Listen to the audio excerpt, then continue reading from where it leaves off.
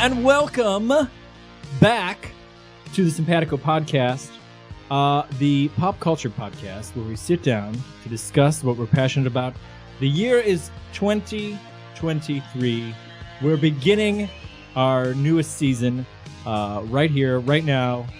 I am your co-host, Joshua Witsaman, and with me, as always, is your other co-host, David Tavolier. Welcome back, David Tavolier, and welcome back. Happy New Year. Happy New Year. Merry holidays. Happy, merry holidays. All around. We are going to talk about something today, which I have been personally putting off talking about in general for a long time. I've been pretty good about not talking about Star Wars. Oh, like as in like you haven't on social media and stuff? Well, on the podcast, on our videos. Well, we haven't recorded anything. I know we haven't recorded anything. We had a couple videos. Are you talking about when you talk to Lauren? Like you just have in general, when I talk to people, I try not to open with, "Are you a Star Wars fan?" Hey, Josh, how you doing? Oh, Andor was really good. I really liked it, and exactly. But that time is over. The day has come. Oh, God. Oh, no. That we are now going to discuss the Star Wars series on Disney Plus, Andor. And joining us is returning guest, fellow Star Wars fan, and the catalyst for this episode because he was very insistent. He wanted to discuss it. He wanted to be on the show. He wanted to talk about it. Joining us for our Andor episode, returning guest, Dan Hensley. Well, how you doing today? I'm doing wonderful. He loves Andor. I love Andor. We all love Andor.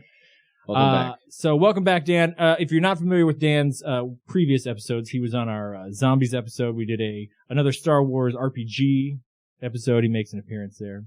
Yeah, very good appearance. Yeah, probably the best. I was thinking about our zombie episode, and I feel like I had a follow-up of something I wanted to ask you about. Like this was a while ago. No, I can't think of it.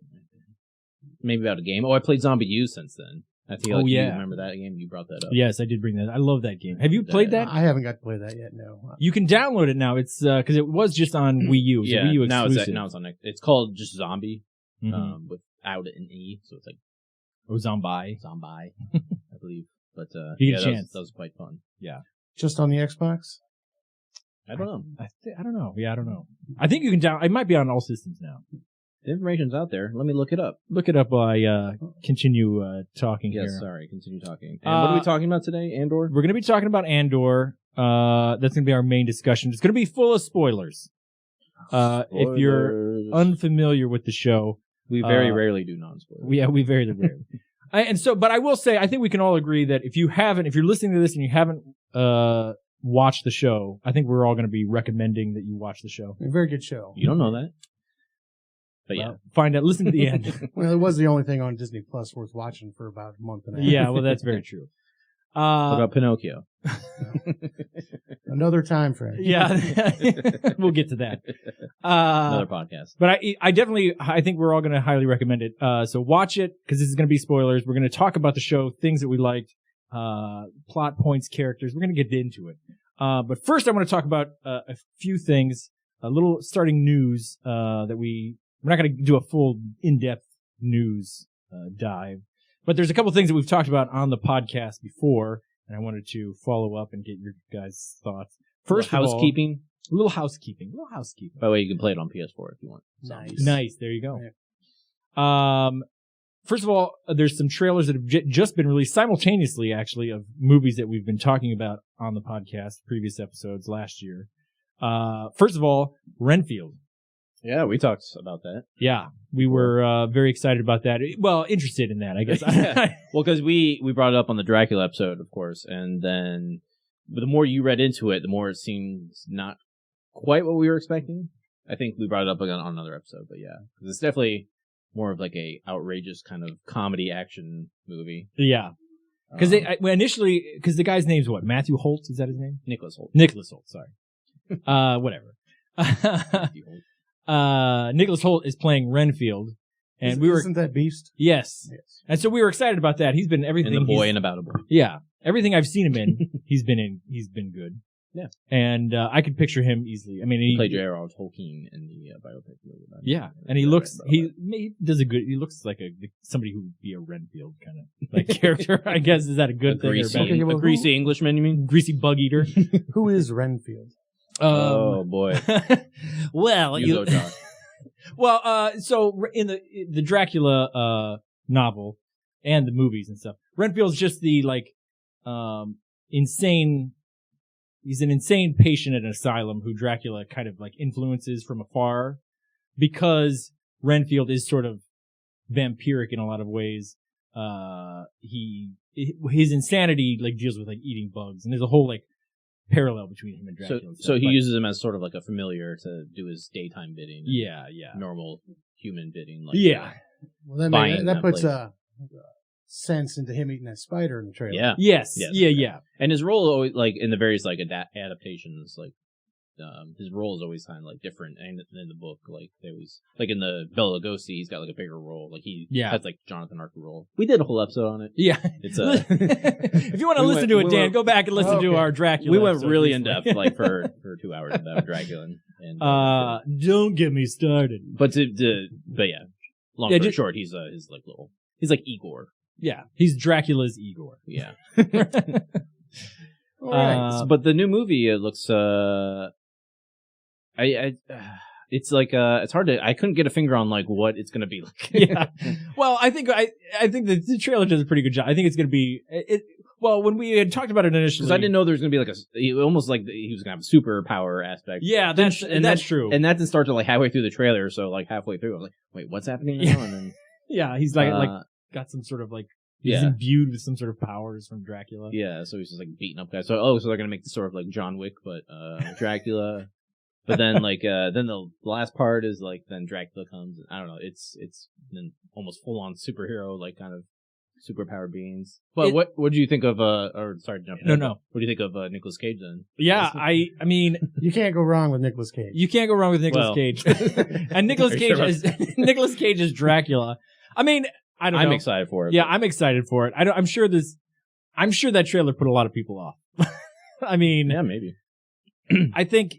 Well, yeah, I don't know. I haven't really heard any feedback yet, so I don't know.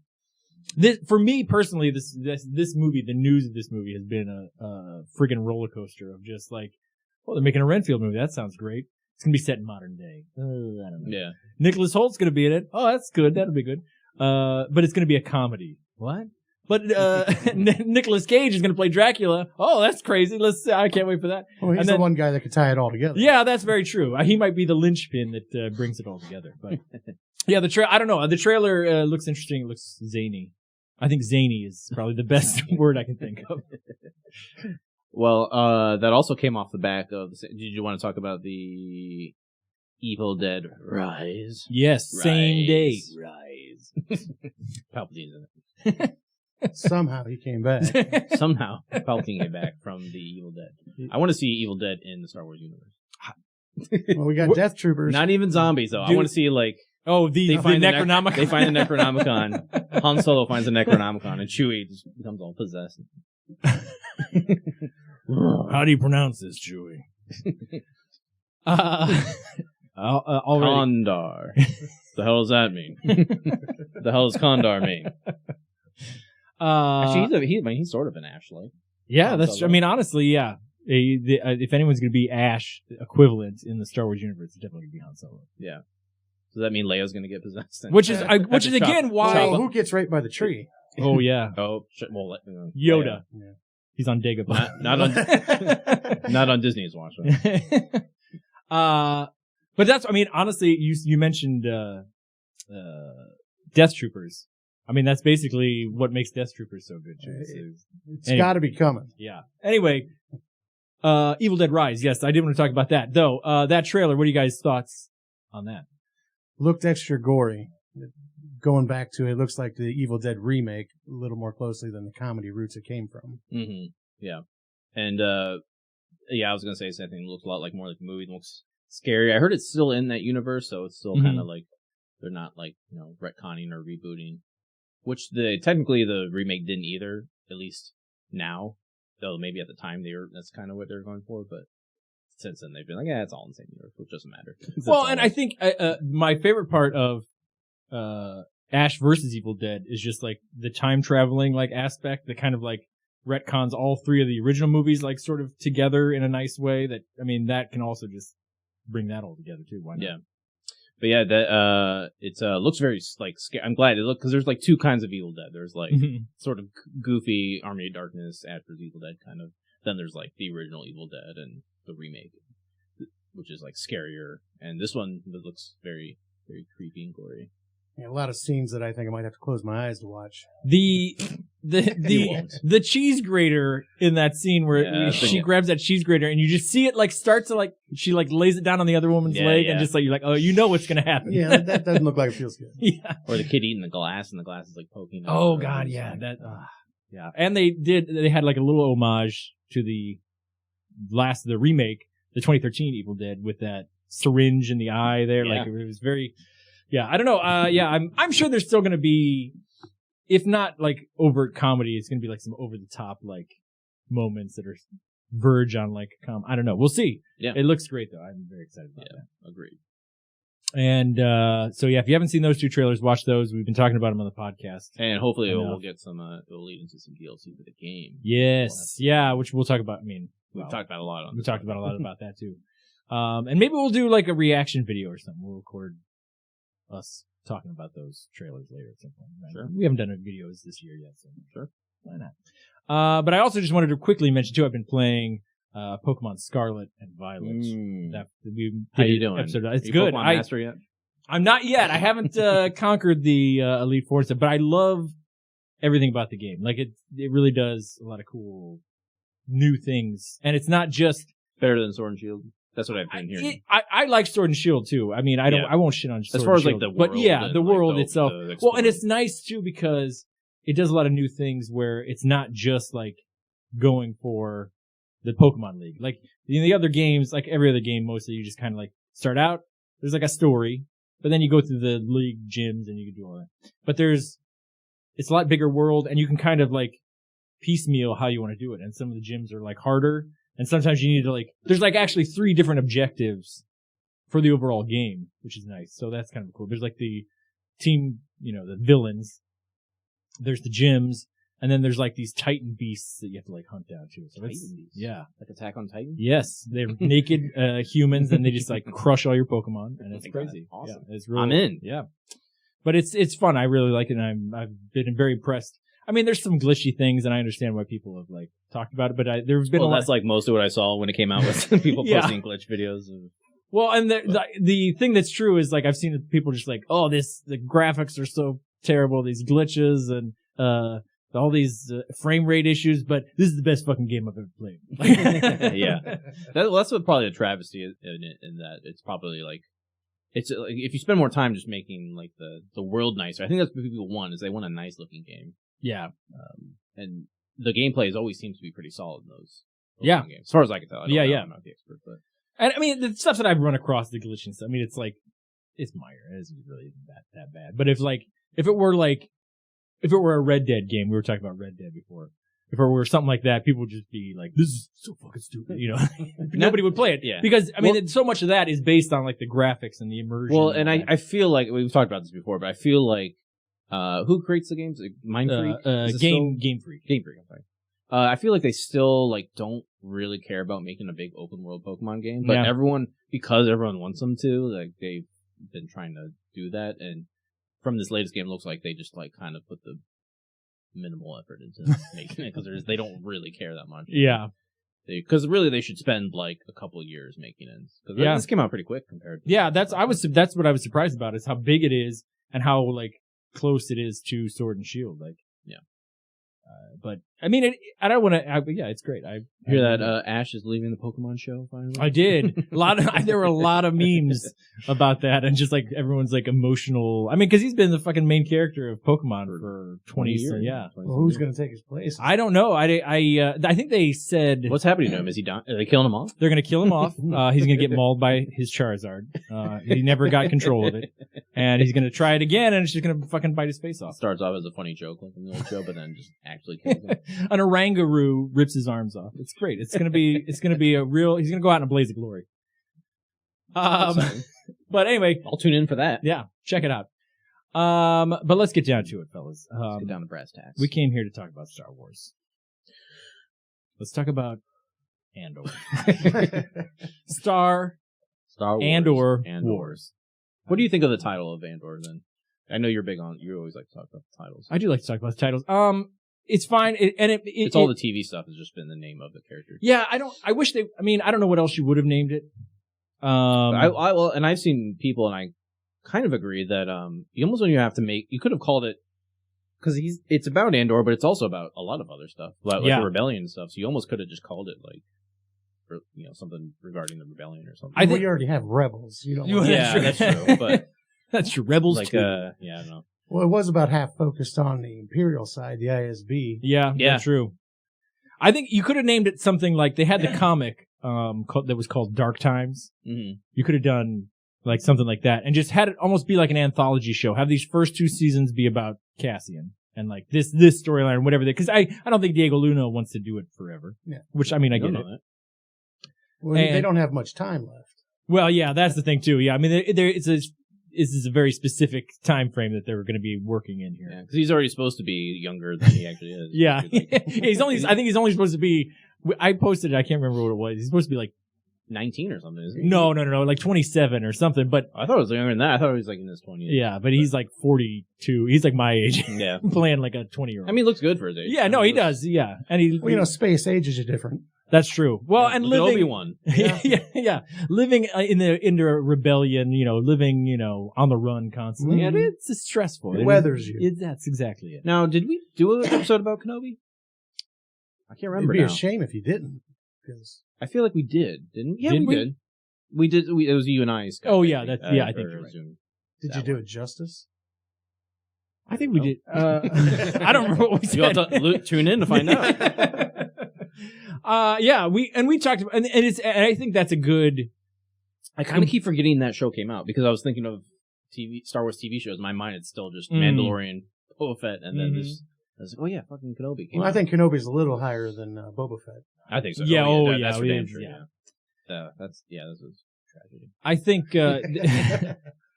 this goes well with Kenobi, and I wish Kenobi was a little bit more like it. I really don't have any complaints with Kenobi though, but I mean, do we want to give our broad opinion? Yes. Off the bat? So I wanted to start. Yeah, let's get into this. I wanted you guys to give me a thesis of your feelings and how you'll be coming at this discussion about Andor. So Dan, being our guest, give us your thesis on your thoughts. You're giving very enthusiastic substitute teacher vibes right now. Well, if I had to go at it, I'd say you put me on the spot there. You want me to go first? Hey, why don't you go first? Okay. Well, I mean, I don't have a thesis. It's that word. Come up with a goddamn thesis. Maybe phrase that word differently. The reason I just watched that episode too where Deirdre gets called out in front of everybody, and she's like, she's like covering, and the number 2 guy, I can't remember, the guy from Game of Thrones, is like, thesis, please. Thesis, please. Is that Anton Lesser? Yeah. Well, the reason I'd ask too, because do you think this is the best Star Wars show? Because I'm inclined to say that it's at least probably technically the best Star Wars for a dramatic show. Yeah. Yes, I think it is. I think it's between a different direction. It's very different compared to The Mandalorian, but as far as I don't know, there's still, I don't think it's a perfect show, and there's other reasons to watch something like The Mandalorian, but I definitely feel like going into Andor, I was very glad how refreshing it felt, because it felt very different from Mandalorian, Boba Fett, and Kenobi. Coming off of, because Boba Fett was right before that, right? No, it was Obi-Wan before. Was it Obi-Wan? Kenobi, yeah. And also it just felt so unlike them that it was a lot of the complaints I had about those shows, as far as especially with Boba Fett, even with Kenobi, I've talked a lot at least about the formats of the show, and how there's a lot of dead space and a lot of I don't know, kind of filler story plot, and a lot of the Kenobi I still feel could have just been a movie. Yes, I think that's my biggest complaint with Kenobi is I would have rather just seen it be a movie. Yeah. And I feel like you could have done that. And I feel like they throw a lot of things into, especially with Boba Fett. I think that was the biggest complaint with a lot of people. Just they're throwing stuff in that's going to be plots in other shows later on. And it's also mostly fan service. Yes. I didn't see any fan service in Andor. No. Yes, no. Well, and that's the thing is that to me it felt like Andor was done by a completely different team of people. It felt new. There wasn't too much of the volume that they use for, which I like that technology, but one can argue it's like sort of overused if you watch those shows that it's used in. This felt like real sets, and it felt like the formats of the episodes and the story, the plot lines were completely different from the other Star Wars shows and the movies. Yeah, I mean it's completely different, and it's actually more of what I wanted. Is just like because it's basically like a dramatic espionage story, but in the Star Wars universe. Well, like you could have heist. It's a breakout. Well, and I was telling Dan before the show. No Force stuff. Yeah. Yes. This is, even though Andor isn't this, Andor is as close as it's ever been to what I've kind of wanted to see. Not every show in Star Wars, but what I would really am interested to see is just a show that takes place in the Star Wars universe, but isn't like main storyline thing. Change the setting and still would be a good show if it took place on Earth. Yes, like this could be a Bourne. I mean, the guys that did it did a lot of the Jason Bourne movie. This could have been just a Jason Bourne movie, or with some other like action movie. It just happens to be set in the Star Wars universe, and I mean, Andor is very tied into Rogue One and like the rebellion and things like that. But it did to the shows what Rogue One didn't did. you? Aren't you the one who said to turn off your phone? My fucking alarms, man. They always get me. What was I saying?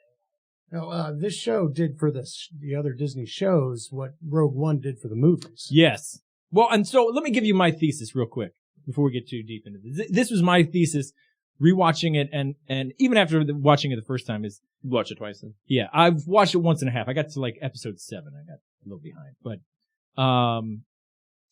Andor, and this is just where I'm coming from. I'm not trying to convince anybody of anything here, but Andor is probably not only the best Star Wars show, but might be the best Star Wars we've ever had.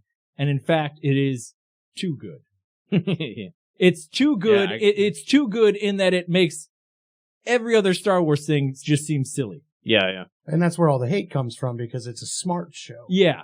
And that's the thing. It has great plots, great, character development. I think the character development is probably the best they've ever done. Far superior to anything we've ever seen.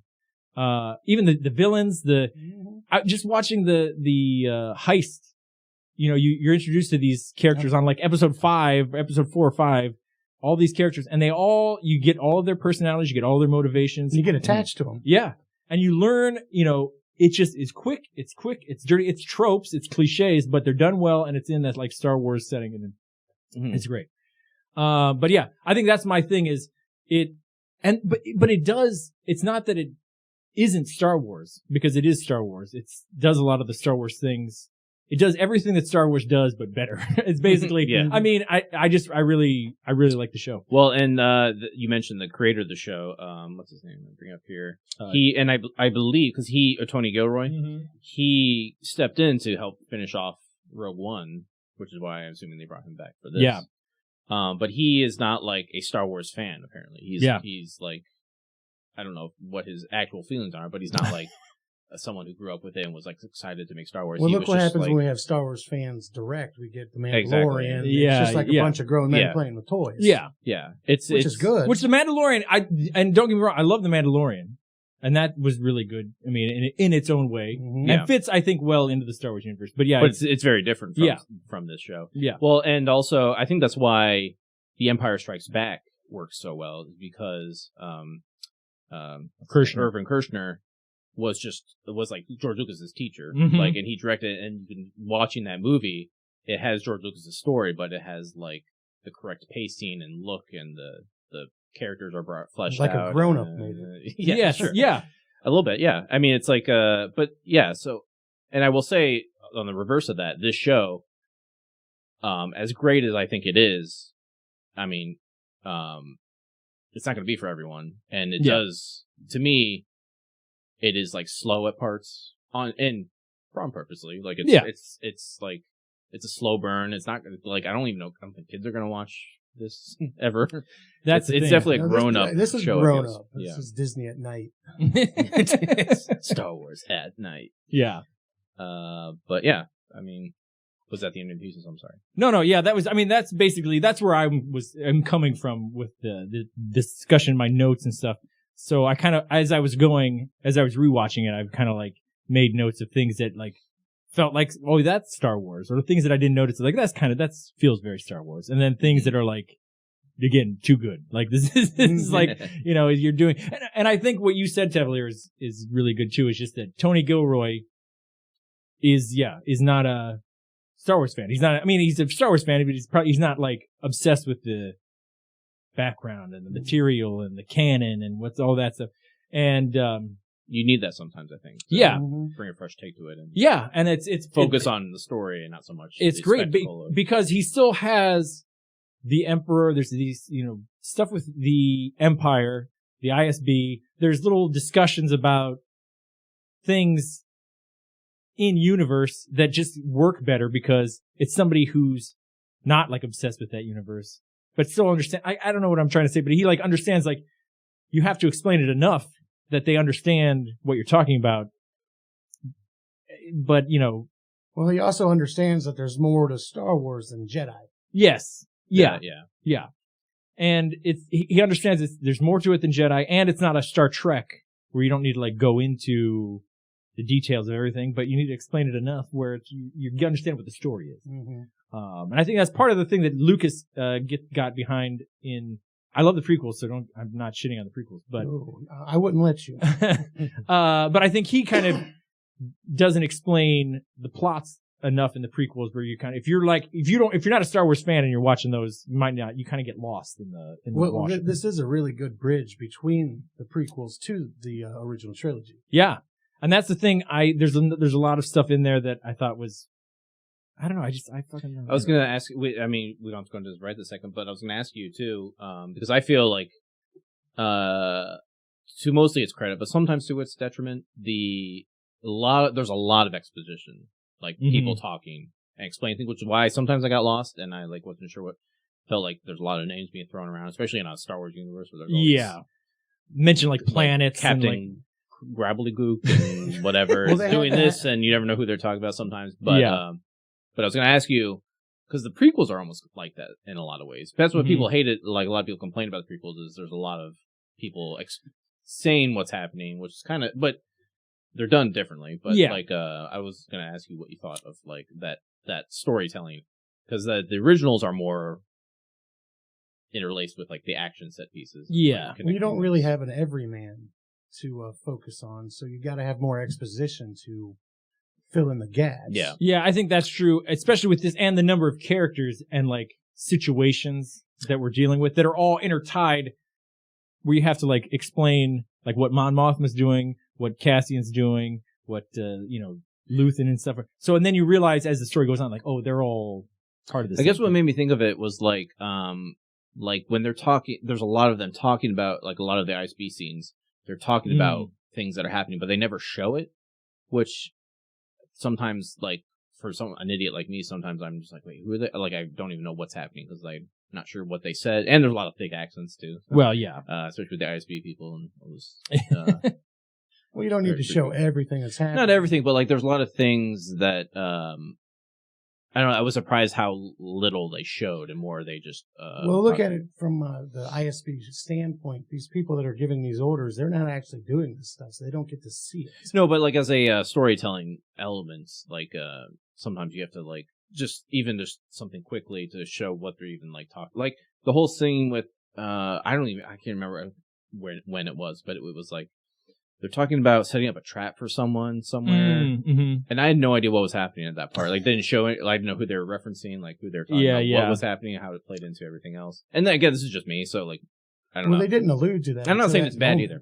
Yeah, I'm not saying it's bad either. I had a hard time sometimes keeping up with that. And I was telling him before. I don't know if I told you, but I want to rewatch. I only watched it once. I kind of want to watch it again because I want watch it with subtitles because I feel like I Oh missed yeah. a lot of like names, and now I know what happens and where it's going. Yeah. It'll be easier Well, and to, that's what we were talking about too. keep up with. There's scenes in like the first, like in episode 4 or something, when they first introduce the ISB like storyline, where you see that redheaded guy in the ginger ISB, mole. the ginger mole, who you find out later on at the end of the season, spoilers, that he's working for Luthen too. And then you get that. So there's a little bit of dialogue, even like going back and watching it, and we're like, oh shit, this guy's talking. Yeah, you don't focus on these guys because they're just white suits. Yeah. Saying words. And that's the thing too, is you don't really know what's important to like listen to or what's going to be come back later or something too. But I will go back real quick and just say, I think a lot of the initial ISB stuff too focuses on them sitting around the table because they want to build up that No, I loved all tension, that work tension, basically that office tension between Deidre and the other guy, and kind of give her that victory mid-season, and then bring her back down at the end. Side tangent too. A lot of the I feel like I knew so much more about the ISB, simply through our like gaming, the games we used to play. Yeah. If we hadn't played those games, I wouldn't know what the hell was going on. It was, for the listeners, if you haven't listened, we had a Star Wars RPG, and basically they were started out as this is before ISB was even like, no. we knew Yularen. Yeah. And we did a big storyline in the ISB and like their whole like thing, and it was great. It was a wonderful campaign. If I do say so myself. But yeah, it was great to like go when it started. It was like, oh shit, here we go in the ISB, and it was like playing our game again. Was it exactly the same? I don't remember exactly how they played into it. It's been so long now, but yeah, I mean, we were basically like we were. How much was established in like the universe of the ISB? Quite a bit. I mean, that's what I assumed you knew so much about it through over the years. Yeah. They have just from the movies. What did we see of the ISB? Just from the movies. Just Wolf Yularen. Well, it doesn't even have a name. Star Wars: A New Hope, really the only time we see ISB agents is in Star Wars: A New Hope, in episode 4, where they have the white suit and black pants. But on the Death Star, they have a bunch of like ISB agents, which is the only time you see that uniform in the movies.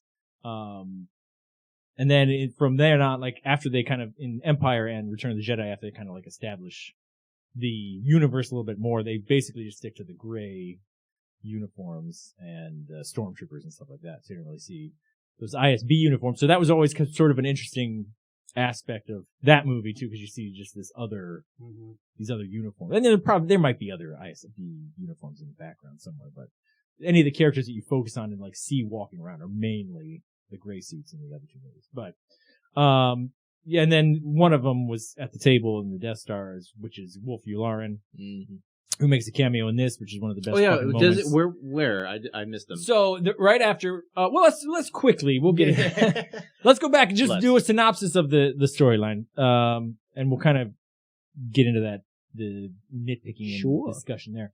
But so, it starts off, we got Cassian, he's living on Ferrix. We're getting some, he's looking for his sister. Well, hold on. Doesn't it start with the flashback? Well, yeah. Well, I'm just getting through we get the main story. We got Cassian. He's looking for his sister. He kills 2 guys by accident on Morlana 1 or whatever the hell we're looking. Then we get actually correct. Yeah, we get flashbacks of him as a kid, during the Republic separatist era. And whatever, they're going on,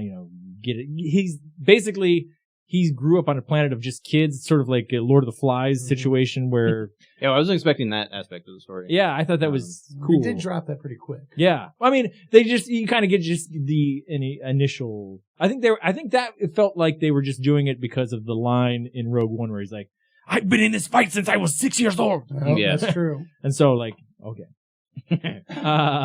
Okay, Cassie. Yeah, all right, calm down, Cassie. But you see, like, he's still clinging on to that life. He's still looking for his sister, which gets him into trouble and stuff. And then that takes him off on this whole whirlwind adventure of he's got something he stole, he's trying to sell. That's basically his life. He's just scavenging and, like, sneaking into the Empire and, like, taking advantage of what he can. Runs into Luthen, his ex-girlfriend Bix knows Luthen, and they're pals or whatever. And Luthen somehow, and did they ever explain how Luthen knew about Cassian in the show? They never went into it. I'm sure that'll be in like season 2.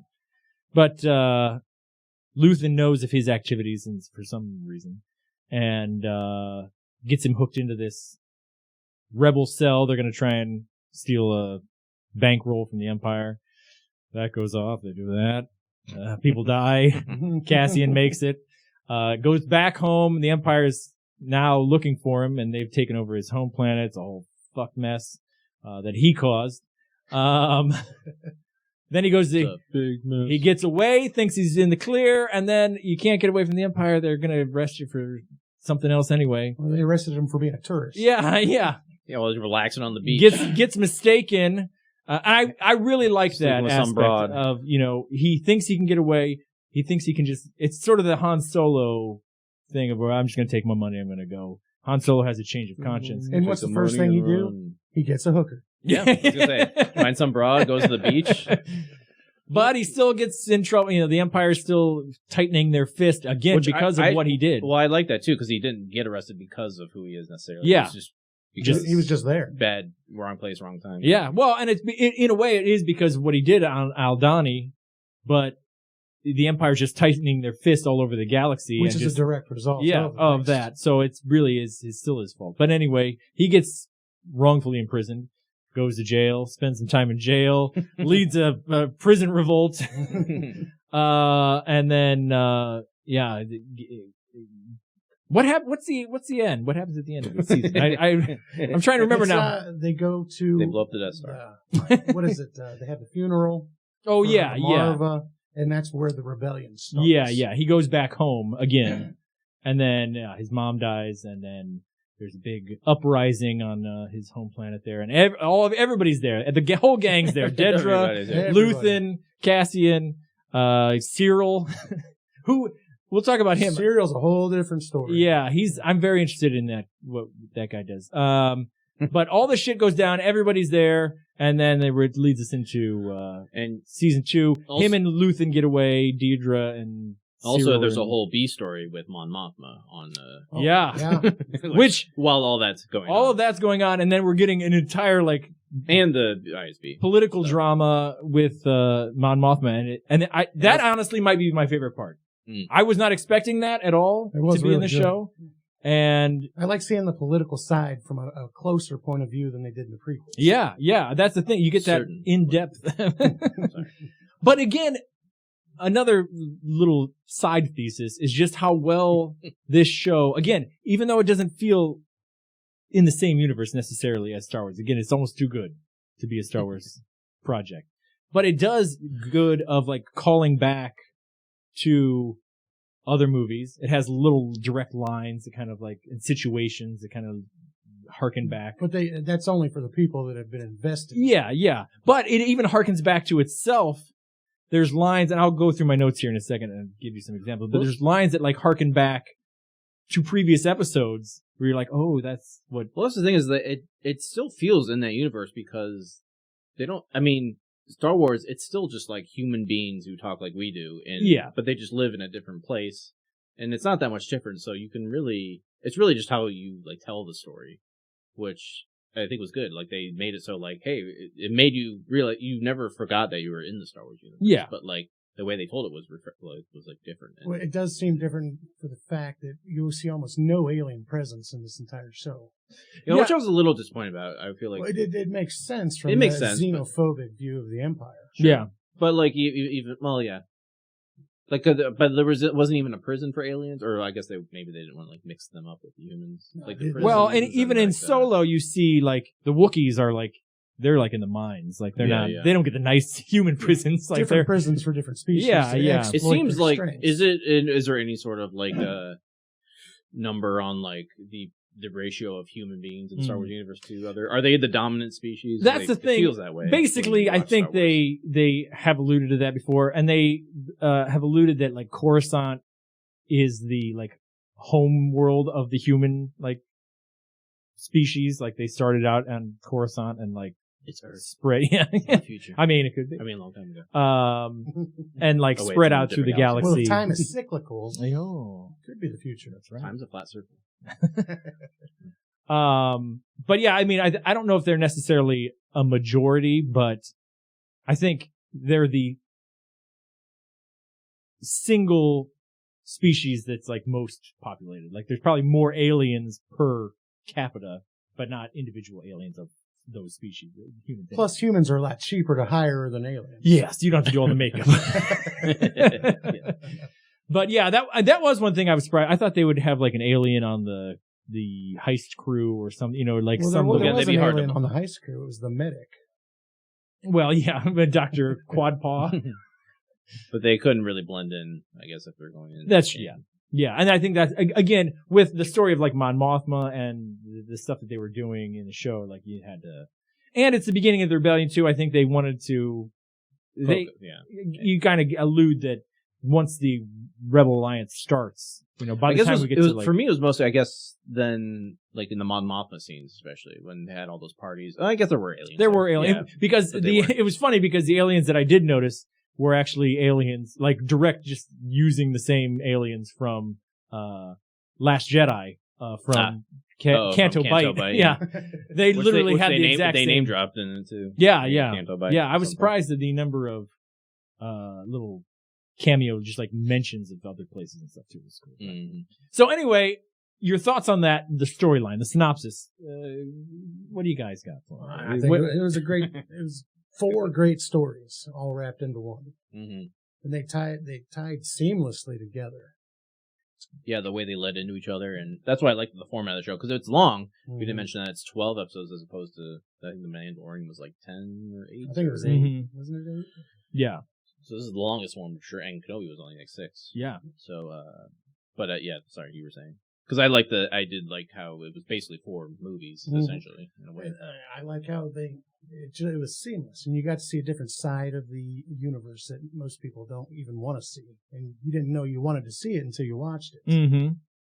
I guess, too, as well as, which is always when Star Wars is good, is you don't know where it's going to. Mhm. Like, obviously you knew there's going to be a heist, but you know how it was going to go. I mean, there was a little bit like, you knew it was going to be a heist, so that's all you need to know, and it plays out like a heist movie, so it's not that different in that way. But you know how it was going to end, or how that was going to lead to, where that was going to lead. Well, we did know how it was going to end. He's going to die. Well, yeah, but that's not the fault of the show. That's, Yeah.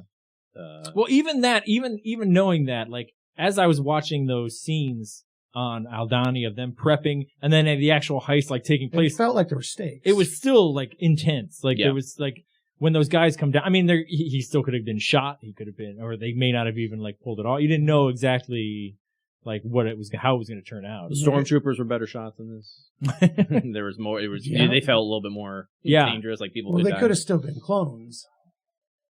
Well, this is still close though. I mean, this is within. Well, yeah, I mean, they partially. haven't written them out. That's true. I also like the unrealistic, or not unrealistic, the realistic kind of like unexpected deaths, like the guy that just gets crushed when the ship takes Yeah. off. Gets crushed I with the like that cargo. guy too. Yeah, but that was like unexpected and like His whole felt manifesto has got to come back into play. Oh yeah, Like, it wasn't just another guy being shot. He just like was an accidental like crushed by Yeah. the cargo because he makes it the whole time. He saves Cassian's life. He shoots Mhm. the guy, and then he just they didn't secure the cargo, and it shakes off. And yeah, that was. And I mean, that's just how, you know, it was very good. Oh, and here in that scene too, let me get your opinions on this one. We're going to just get into that story a little bit of the heist.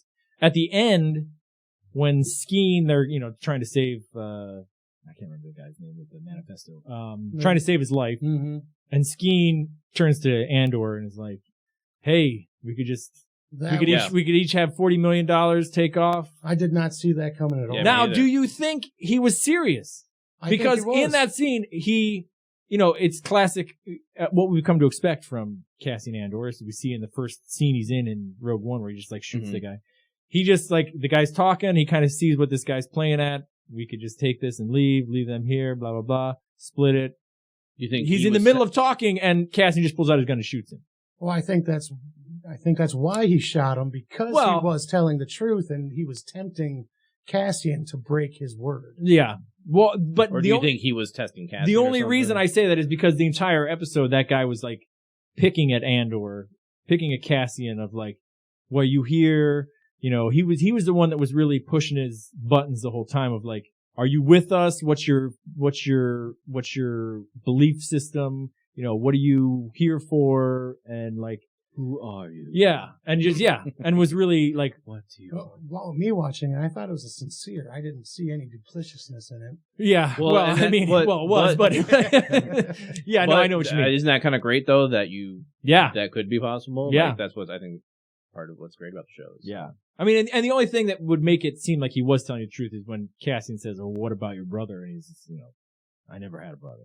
Just like, you know, but but he could all have been lying. Yeah, again, it could have been a part of the, you know, lie that he was. Well, he didn't exactly tell Skeen who he was. Yeah, exactly. Well, that's what I mean. Like, why, you know, again, why should these, in the situation, in that moment, like, why should any of them trust Cassian? Well, luckily, there's a prequel series about him called The Bear. Yeah. I started watching it right after. Yes, I'm glad you watched it because that guy's great in that. And seeing I didn't know he was in it, so I was like watching. I was like, oh shit, yeah, because I had just watched Andor. And yeah, the first time I watched The Bear. And it was funny because he almost plays the same guy in The Bear, like basically. Yeah. But well, and also thinking about again, just that like there could be a prequel show. Any of those characters could be a catalyst for another show. Any of those characters from the heist could easily be you know, just their backstory. Well, that's the whole definition of Rogue One. That movie was created on a throwaway line from episode 4. Yeah. Yeah. So, I mean, it's just, it's great. Disney is pretty good at milking every ounce of everything. Yeah. What was your question though? I don't know. Just your overall story, your overall, like how the story, like plot, the overall storyline. I just echo what he said. Yeah, I already said it, but like I liked that like format that like sort of it's very like almost like sort of like a Doctor Who-ish kind of thing where it's got like a 3-part kind of story arc. Then it felt like movies, like 4 different movies. Yeah. Cool. And I think it helps again with my little thesis that I was coming from here is that it doesn't do anything new necessarily in Star Wars, but again, it just does it. Shines a better light on it. Yeah.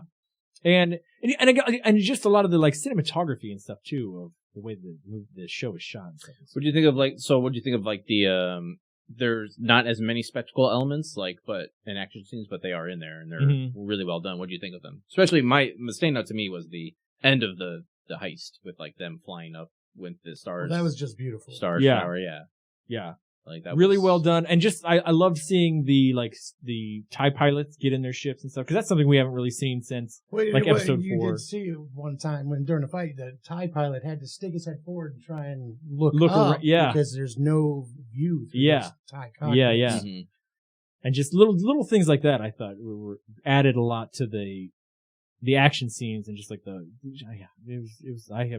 action was done beautifully.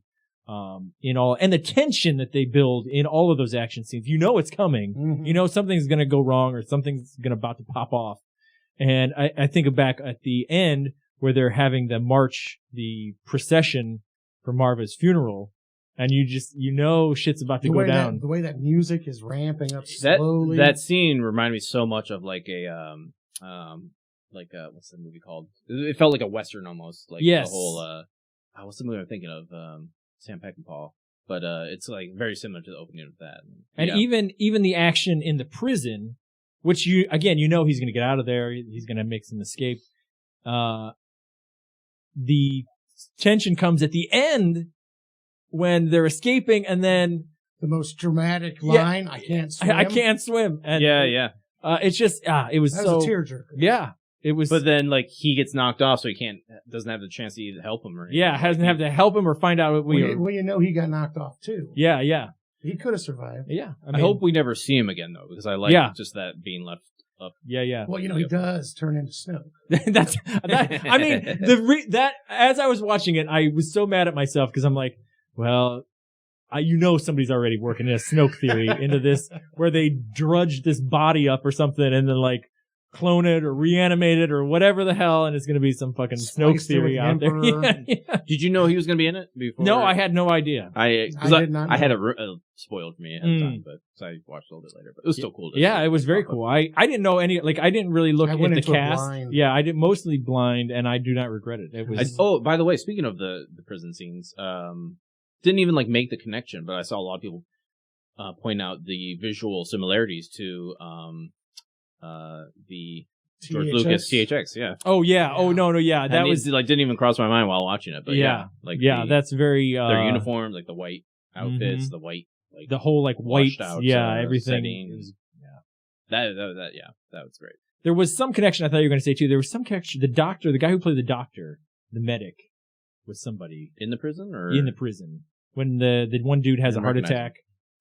I'll have to go back. I'll look at it in a second. Like in Star Wars or in the actor that played it was, I can't remember. I'll go back, but it's not a big deal. But yeah, I just the way that show is broken up, like every episode was great. I thought I don't think there was any like filler episodes, any down episodes. No, I didn't get bored watching a single one. And each section was like, I was like watching the heist. I'm like, oh, well, that's the best thing from this show. And they're going to beat that. And then they do the prison. And I'm like, oh, yeah, fucking prison was great. They're not going to outdo that. And then the end. Just topped it one more time. Yeah. I was just like, God damn. Like this show, it had a lot of bad things that I enjoyed. The prison was probably my favorite part. Because I love the twist on the prison too. It's not just like a normal prison. The whole idea of like, we don't even have to like really guard them. We just make them do it because if they don't, we'll punish them. We'll just electrocute them.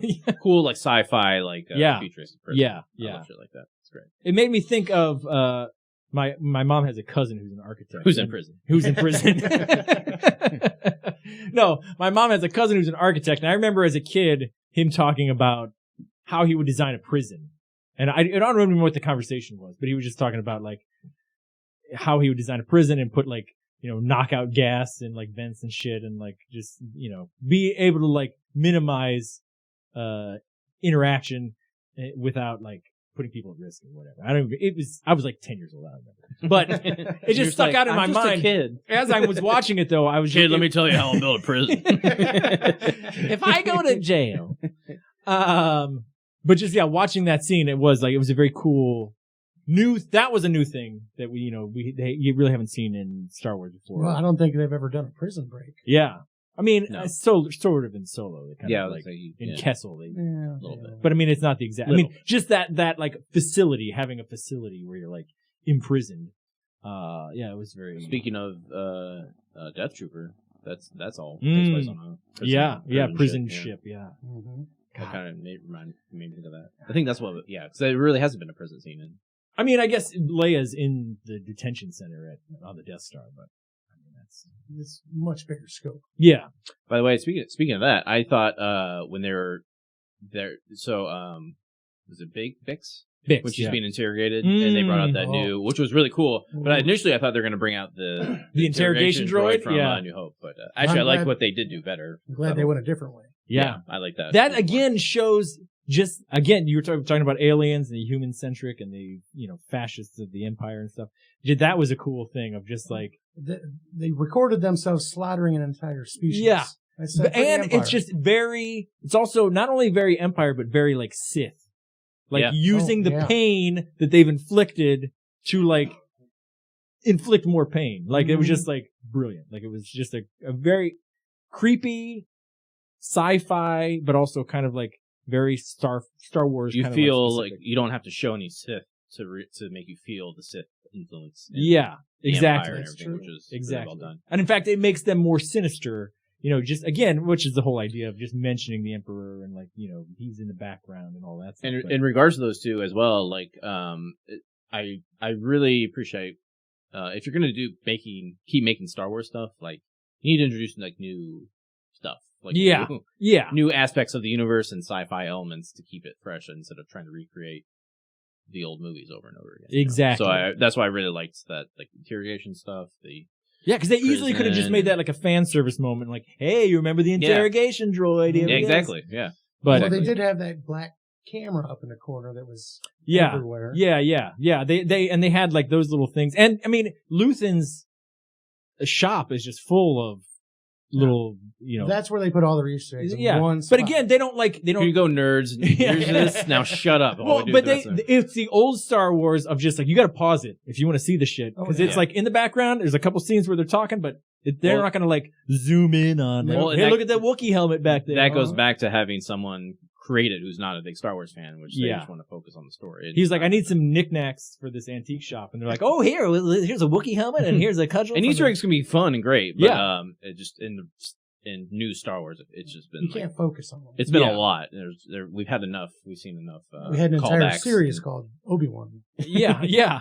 Well, and it even again, like it does the stuff better than even like the Rogue One stuff better than Rogue One is that like it did like they had even though I kind of do like it, they had Ponda Baba and Dr. Evazan in Rogue One. Yeah. They have those same little like there's Plo Koon's mat, or I don't know if it's Plo Koon, but there's the same species. Yeah, and there's all that little stuff in there, and just like the stuff that we mentioned. Are we going to go through everything we saw? No.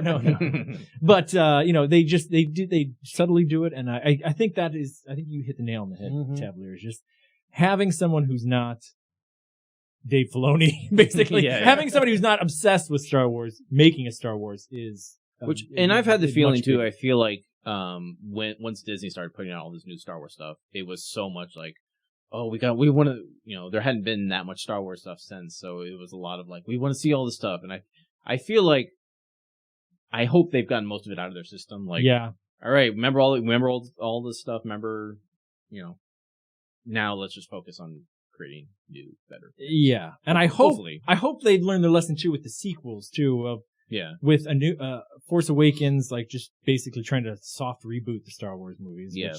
Okay. And then just, not having just trying to get all those little things, all the feeling and stuff. You need to just have it set in the Star Wars universe and don't focus on the story where you're going. Focus on the story. And then just trillions of people. You fit it into the Star Wars universe. The story of Star Wars is timeless. It's all tropes and cliches. Like, I wish I could have watched the sequels and like had the same sort of like, where's this going kind of feeling of like in this universe. Yeah, exactly. That Andor has. Yeah. So that felt more like, again, we know he's going to die eventually, but like as far as like the events in that current. Exactly. Now this show, what's the time frame between this and Rogue One? So this, if I remember correctly, I want to say this is like this first season is 24 hours before Rogue One. It's like 5 years before Rogue One. And you can put a lot in there. Yeah. I actually wasn't expecting this to be more than one season either. I wasn't either. I thought they were going to do and same with Kenobi. I thought they were both going to just be one off. Kenobi's got another season? Yeah, they're going to do one more season. I think is a mistake. Yeah, probably. I mean, I liked that. It was good. But like we said, I didn't like it as much as Andor. Yeah, and what are you going to do? You usually have him talk to Qui-Gon the whole time? Also, and not to harp on this, but like, remember all the complaints we had about Kenobi was like a lot. Even then there were still some really poorly shot scenes, and like this Andor was back to front, well made. Yeah, didn't have any problems in that front. Yeah, no parts where I watched like, oh, that looks stupid or something. Yeah. Kudos to them. Yeah, for sure. And it has me again. I think the thing is, it was so good that it has me like now worried to watch future shows because I was excited to watch when they announced Acolyte. It's going to be focused on like the Sith. That was live action, right? Yeah, it's going to be live action. It's going to be focused on the Sith, the dark side, and like I think it's going to be like. It's going to be in the High Republic era, I think. Like right before. Anyway, it doesn't matter. I'm just now very frightful that it's going to not meet Andor because Andor did focusing on the Empire so well and like giving you a character who's in the Empire that you're not really rooting. You're obviously not rooting for, but they have a character arc where they succeed and you're like, okay, yeah, good for them. But you also want them to fail. You know what I mean? Like, and I don't know how they're going to do that with like a Sith-centric show or anything going forward. I don't know. It has me. It set that bar a little too high. It set the bar too high going forward, and it's going to be, I don't know. Yeah. I'm afraid and I as far as like the success of the show, I think people generally agree it's really good. but it is that sort of split thing of like it's like not everyone's gonna be into it, like especially kids and stuff. Yeah, that's and true. So I don't know how the number I don't know how the numbers have been for it, but not good. Yeah, from what I've heard. I remember hearing news that like they when it was running, when it was like out every week, they're like, oh, the Andor numbers are down. Blah, blah, blah. So knowing Disney and knowing how sometimes the entertainment industry works, it's worrisome. Well, I can say watching it the second time was a lot better. Being able to just dump it all in at once, not waiting a week for every. Yeah, that's true too. Which I did too, because I waited until it was all out and just watched it back then, which was so much better. Yeah, it's so much. I love doing that. Yeah, so, especially with that because it is so goddamn good. And there's just like there's so many things between like week to week. Like there was I think in like the 4th or 5th episode, there's only like one Mon Mothma scene, but it's crucial. But like if you go like the next week, like what was she even in that last episode or what? You know, I mean they have the recap thing, but you know it's previously. Yeah, you know, seeing it all back to back is a lot like you get that continuity of stories a lot easier. Also, it was all based on the story and what you needed to know, so it didn't feel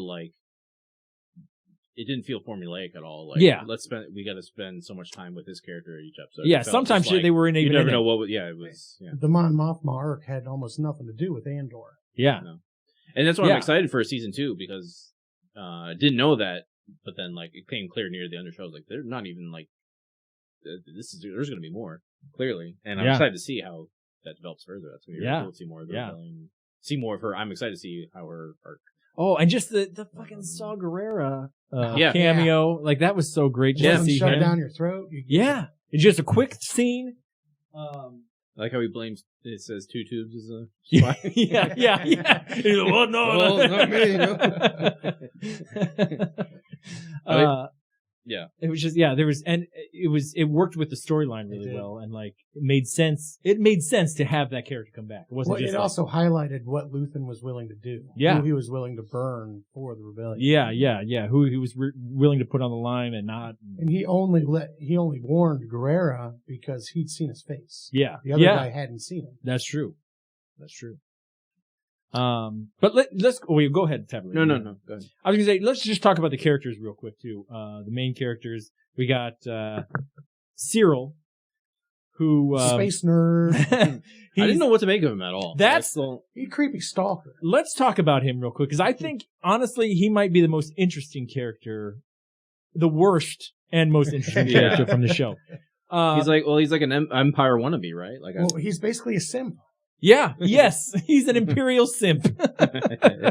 He was part of the corporate security, which I really liked that they included that because that was from like the old Han Solo books days, and they kind of changed it a little bit. But it showed the local law enforcement getting absorbed into the Empire. Yes. And how it happens, like that's something that you would make sense. Fuck up one time, you belong to us. Yeah, and why again it would be so. Either way, you can tell either way they're gonna get absorbed because. The chief inspector, like basically was just like, well, don't get involved with, don't make waves, and we won't get the Empire involved. But the Empire was gonna crack down on him anyway. Anyway. So, I'm sorry. No, go ahead. Did Cyril fuck up then, or was he actually doing his job? That's correctly? The thing. I mean, he did his job because he seemed like and he froze up. Yeah, because he seemed like he's actually competent. Like he actually is doing his job, but like he's being punished. I think he's just got bad luck. Of others. Well, I don't think I don't think he did even anything wrong in the situation. I mean, you're dealing with Luthen and Cassian, who they're obviously more than he bargained for. Mm-hmm. And even in that situation, I mean, people from his team died and they got away and it caused a ruckus, but it's what he should have done. And he didn't know. And if the Empire was like really cared, they would like start working with them more to like get It just shows you what the Empire thinks about local law enforcement. Yeah, the Empire doesn't care anyway, and they were going to take it over anyway. This just forced their hand, and I don't think he did anything wrong though. I think it did set him up to be a great antagonist for the next season because he's focused on solely getting Andor. So and Bone and Deidre. Yeah, well, that too. It's pretty much assured now. Well, what do you think? Here's at the end, Deidre, the shit goes down on Ferrix. Deidre's almost killed. He saves her. Here's what I hoped would happen. They're like in that alleyway, like they're close, Mhm. and it looks like they're gonna kiss or whatever. Yeah. And he's all like, "I saved your life." I was hoping that Deidre would just take out her gun and just like shoot him right in the gut. Yeah. Just because He saw her weakness. She told him to get the fuck out. He saw her weakness, and then like she would like owe him one, and as like a spy master or whatever, you don't want that. She could have easily killed him down with it. Yeah, and nobody She would have still noticed. could. Yeah, I mean, she's ISB. yeah, but I But maybe she's got the house. well, maybe that could be. That's so. What do you think? What do you think Cyril's deal is going to be going into Cyril, season what's 2? your deal? I think you're going to see him getting involved with the ISB. She's going to put a word in for him and get him exactly where he wants to be with the Empire.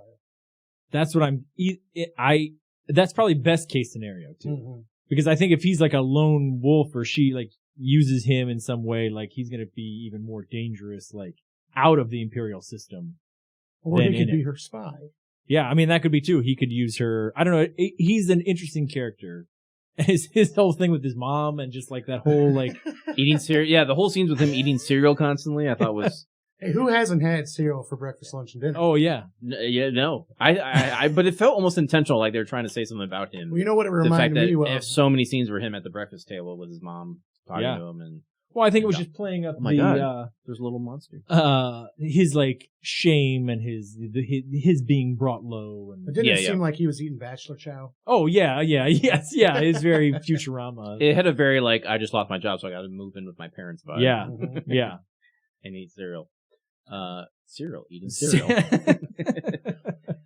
I think he's Snoke. He becomes Snoke. Long story short. It's Ray's father. Yeah, For he's sure. he's Ray's dad. He's Palpatine's the kid. clone Palpatine. But then let's talk about Deidre then, the Deidre Miro character. Like you Yeah. said, she's the ISB, our ISB like focus on the inside there. But she's very like, I mean, she's very evil. She's Yeah. just like, I mean, she's Huge exactly fascist. Another like competent person who's bad, but she's competent. She's good at what she does. Yes. And, Yes. And in the that's the thing too is at the heist, the guy that was running the communications was just another like competent guy too. Yeah. He just basically took the initiative. He caught the like interception of their like That was communications. a great scene. Yeah. Showing him do the workaround to figure out what was going on. Yeah. And so it just gives you that hint of even within the Empire, we've seen so many of these cartoonish portrayals of them throughout the movies and TV shows and stuff. There are people that are dangerous. And It's true. This is the first time we've seen competent Imperials. well, I mean, you had like Background. yeah. competent Imperials. Like what makes it work beyond just our force and just numbers and things like that. So, but yeah, I really liked her storyline. I liked her little rivalry. I liked the inner office rivalry because again, it was a big part of the show, but it wasn't like you spent like 3 or 4 episodes just in the You didn't get ISB stuck office and just like, yeah, it was just like you got little snippets, you got this rivalry. And again, it's nothing new. It's not any groundbreaking storytelling, but it was done well, executed well, and you get it, and the people are acting it well. It's something you didn't know you wanted till you saw it. Yeah, exactly. And I would love to see. I want to see more. And again, I hope Acolyte is this guy. I want to see more of like the dark side, the bad guy. Not necessarily the perspective. I don't want you rooting for him, but I want more of the like the back. What's going on there? What's their motivation? And we talked about that when The Last Jedi came out. That we were kind of hoping you'd kind of get Kylo training because you get so many of the Jedi training. You can't. How many are you going to do that? Like you can't do the same thing over and over again. It would be cool to see like Kylo training, like his motivation and like how he kind of. But we'll see. Yeah, but they failed. So. Yeah, but I like Deidre, and I'm interested to see what her and Cyril do now that they're kind of like intertwined. the kind of misadventures I get into. Cassian, I don't think we need to say anything else. No. Any other thoughts about Cassian's character? No, like he's pretty self-explanatory, really. They explain why he's shoot first. Yeah, he doesn't. Again, they did such a good job of like calling back to like Rogue One and everything. It was great. I love it. Luthen, what do you think about him? He gives me vibes of, again, from the old canon, I can't remember the guy's name now. That was like in the Triumvirate with Mon Mothma. In the old, I can't remember. Anyway, it's just nice to see other, again, a background of like the formation of the rebellion as well. Like, what do you think he was before the rebellion? well, we were talking about that. Do you think the rumor currently is, or suspicion is, that maybe Luthen is a Jedi? That's how he came into possession of all these artifacts. And then the big he's on Coruscant. The big red herring would be the sky kyber he's wearing. That's true too. Yeah, I didn't. You know what? I totally forgot about that. Oh, I didn't know you had that. But well, that's what he gave. He gave Cassian the kyber crystal. I didn't realize it was a kyber crystal though. Did he say that? Yeah, he said yeah. I must have missed that. He gave him the kyber crystal as like. Oh wait, no, I do remember that, but I was just fuzzy on like. I think I remember thinking like. So wait, are kyber crystals like a very common thing? Yeah. Now in this, well, I put it down as like it is post Jedi, like the Jedi are gone. So maybe. Yeah. But it is too big to be a lightsaber crystal. Yeah, I mean it's just obviously like harvested. It's like a raw. Well, I just thought it was like like a callback to Rogue One of all the kyber crystal like mining and stuff that they talk about in there. It's a big part of that movie. I was just like, oh, it's a callback to. Or it's a, shows his status as being wealthy too. Yeah, and I mean he obviously has all these artifacts and shit. But yeah, do you guys? Would you want to see him turn out to be a Jedi or former Jedi or something? No, like I that? don't want to see that. No, there's too many Jedi. I like in these stories there be no Jedi at all. I agree. I hope. That. I mean, it would feel a little too like. I mean, maybe he worked with the Jedi. He's aware of the Jedi. I could see him being like, it would be cool if he was like somebody that was like in the network of the Jedi, but not a Jedi. Someone new, Someone just like was. I wish it was a little bit more complicated than just like there's Jedi and then there's regular people. Like like I wish it was. Yeah. There was more to that or something. I don't know. Well, but also like the idea that maybe he just knows a lot of Jedi and just. Yeah. I don't know. Yeah. I don't know what I went from because I liked this character a lot. Stellan Skarsgård. Yeah, Stellan Skarsgård all the time is fucking great. Everything he does. It literally, and I mean, I'm sure he didn't know anything that he was talking about. Like they were talking about like the Jedi and or the all the things in the shop that he's talking about, but he sells every goddamn thing he says. Well, just take his monologue for example. The ginger. Yeah. Well, and that's the thing. People were talking about that monologue, and that's what kind of makes me think that the Jedi thing might be right. Because we don't really see him, like, giving up. Because he talks about in the monologue, like, I've given up so much, you don't know what the fuck, I live in darkness and all this stuff. Know what the fuck I've done. And as I was listening to it, I was like, well, we don't know what the fuck he's done. We've only seen him. I mean, obviously he's duplicitous. He has the side where he's working with rebels and then he's on Coruscant. He's got a little wig and his little laugh that he puts on. I like how he switches between those personas quickly. Yes. Again. That whole charade they have to do. With, like, coming in to look at stuff. And I love I love stuff like that. Mon Mothma's speech to her friend, the banker friend, where she's talking about how she has to play these two parts. And I just love that, how they both, Mon Mothma directly compares it to Palpatine, but Luthen is, basically puts on that, like, prequel of Darth Sidious versus Palpatine, like, just going back. It's great. That parallel between. I have a tangent. Please. Just real quickly, though. Thinking about all the spy stuff and everything is so well done in the show and in Rogue One. And then we probably talked about this at the time, but, like, if they were to do, like, a quasi-sequel to Rogue One, which I think we talked about. They made one. It's called A New Hope. But, like, I would love to see, like, obviously Andor's dead and those characters dead, but they could do another film like that with Mon Mothma, do another like spy movie. I know we've done this era a bunch, but like even if you do the whole like Return of the Jedi stuff, like with the Bothans and stuff, and do a story centered around that like would be a good one. But they're establishing so many new characters in Andor that like even though like Cassian's dead and all the Rogue One characters, you still have all these other characters that could come back and do stuff. Yeah, absolutely. Well, because I just love all the spy stuff we've gotten through those Rogue One and without a doubt Andor, like the rebellion stuff and all that. I think that Vel character, Val, that's Mon Mothma's cousin. Yeah. I would love to see her do some more stuff too. And Cinta, she's still alive. That would be those would be great characters to see. But I agree. I think if they do a Rogue One sequel, it should be Bothans and like stealing the second Death Star plans, or the second Death Star location and stuff. Yeah. That would be, that would be an obvious follow up. I would think, like basically the same thing, Yeah. but you could make it even. You would have the Bothans. You'd have like more. Have we even seen Bothans in live action? They've Or cartoon? The cameo in like Force Awakens. I think there was in I think one of the cartoons. I think there was a Bothan like in one of the Clone Wars or something. But then there's background characters that they've identified as Bothans in like the movies, but then it's different.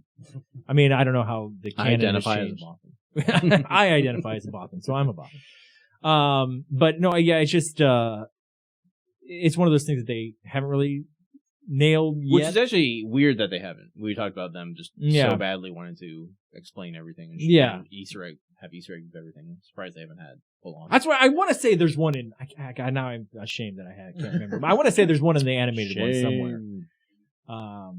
But yeah, that would be cool to for a spiritual successor to Rogue One. Yeah. But who else? Let's talk about Mon Mon Mothma real quick. Yeah. Like I said, she's a phenomenal actress. Oh yeah. It is funny how like it's the only reason she's in that role is because she had that brief appearance in. Yeah.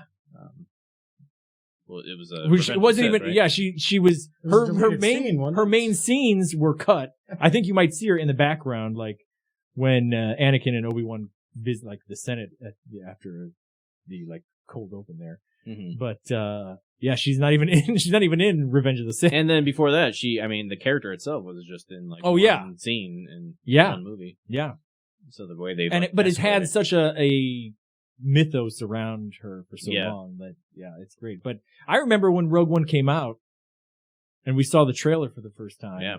I remember being blown away that was the same actress. And we saw not only saw Mon Mothma, we're like, what? But then it was Genevieve O'Reilly, we were like, what?